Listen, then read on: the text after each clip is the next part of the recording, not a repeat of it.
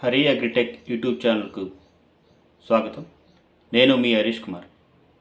ఈరోజు ముఖ్యమైన టాపిక్ ఏంటంటే, ఈ సంవత్సరం 2024 2025 సంవత్సరం మిర్చి పంటలు వేయాలా వద్దా అనే దాని గురించి చిన్న నాకు తెలిసినటువంటి ఇన్ఫర్మేషను రైతు సోదరులకు ఇవ్వాలని ఈరోజు మీ ముందుకు రావడం జరిగింది. అయితే గత 2 సంవత్సరాలుగా మనం మిర్చి విస్తీర్ణాన్ని గమనించినట్లయితే 2022 2023 సంవత్సరంలో దాదాపు 10 నుంచి 12 లక్షల ఎకరాలు మనకి ఏపీ తెలంగాణలో విస్తీర్ణం అయింది.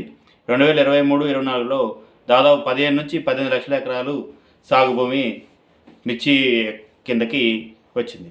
అయితే దాదాపు 30% మనకి 30% పెరగడం జరిగింది. అయితే 2022-23 సంవత్సరం కంటే 2023-24లో కౌలు ఖర్చులు, సాగు ఖర్చులు 20 నుంచి 30% పెరిగాయి. అదేవిధంగా 2022-23 సంవత్సరంలో కంటే 2023-24లో నల్లి ప్రభావం కానీ, ఎండు తెగులు, తుఫాను ప్రభావం ఎక్కువగా ఉంది. దిగుబడులు కూడా 50% తగ్గాయి. అయినా కూడా ఏసీలలో దాదాపు 90% నిండిపోయి ఉండటం జరిగింది ప్రస్తుతం. అయితే రాబోయే 2 నుంచి 4 నెలల వరకు మిర్చి రేటు పెరిగే అవకాశం కూడా ప్రస్తుతం అయితే కనపట్లేదు. అయితే ఈ సంవత్సరం కూడా నల్లి తెగుల ప్రభావం ఉంటుంది కాబట్టి రైతు సోదరులు ఈ విషయాల్ని గమనించి వారి యొక్క విస్తీర్ణాన్ని కొంతవరకు తగ్గించుకుంటే మంచిదనేది నా అభిప్రాయం. అదేవిధంగా 2022-23లో లావు రకాలకు అధిక ధర ఉండటం వల్ల 2023-24 సంవత్సరం గడిచిన సంవత్సరం అధికంగా లావు రకాల విస్తీర్ణాన్ని పెంచారు రైతు సోదరులు.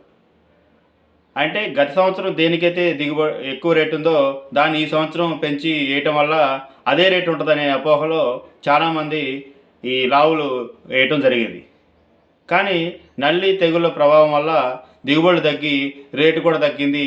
తాలు పర్సంటేజ్ కూడా ఎక్కువ కావటం వల్ల అత్యధికంగా రేట్లు పడిపోయాయి. అయితే ఇప్పుడు రాబోయే సంవత్సరం సన్న రకాలైనటువంటి తేజ రకాలు అధికంగా సాగు అయ్యే అవకాశం ఉంది.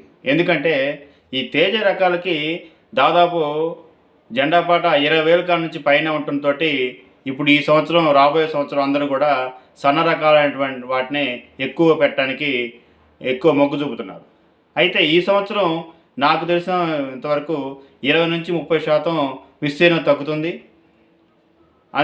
ఎందుకంటే పత్తి యొక్క విస్తీర్ణం దాదాపు పెరిగే అవకాశం అయితే ఈ సంవత్సరం ఉన్నది.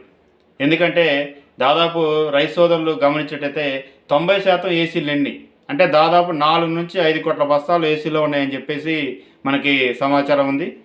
అయితే ఈ సంవత్సరం రైతు సోదరులు మిరపతోట వేయాలనుకుంటే ఖచ్చితంగా 4 ఎకరాలు వేయాలనుకున్న రైతు ఖచ్చితంగా 2 ఎకరాల లావులు, 2 ఎకరాల సన్న వెరైటీలు పెట్టుకుంటే మంచిదనేది నా అభిప్రాయం. అయితే ఎందుకు పెట్టుకోవాలంటున్నాం అంటే ఈ సంవత్సరం విపరీతంగా తేజ రకాలు పెరిగే అవకాశం ఉంది, సన్న రకాలు విస్తీర్ణం పెరిగే అవకాశం ఉంది. అలాగని లావు రకాలు విస్తీర్ణం తగ్గే అవకాశం కూడా ఉంది. అందుకని రెండింటిని సరిసగంగా పెట్టుకోవడం వల్ల రైతు సోదరులు దేనికి రేటు పెరిగినా కానీ ఇబ్బంది పడకుండా ఉండటానికి అవకాశం ఉంటుంది. కాబట్టి 50% అది 50% ఇది సరిసగం పెట్టుకొని మీరు చేయటం వల్ల మీకు ఏది రేటు ఉంటే అది మీకు మంచి ప్రైస్ వచ్చే అవకాశం ఉంటుంది. అదేవిధంగా ఈ సంవత్సరం మాకు తెలిసినంతవరకు పత్తి విస్తీర్ణం బాగా పెరుగుతుంది. ఎందుకంటే పత్తి తర్వాత మొక్కజొన్న, పెసర, మినుము, బొబ్బర్ లాంటివి వేసుకోవచ్చు. అదే కాకుండా నువ్వులు, వేరుశనగ, పత్తిరూరు లాంటి నూనె పంటలు కూడా వేయటం మంచిది.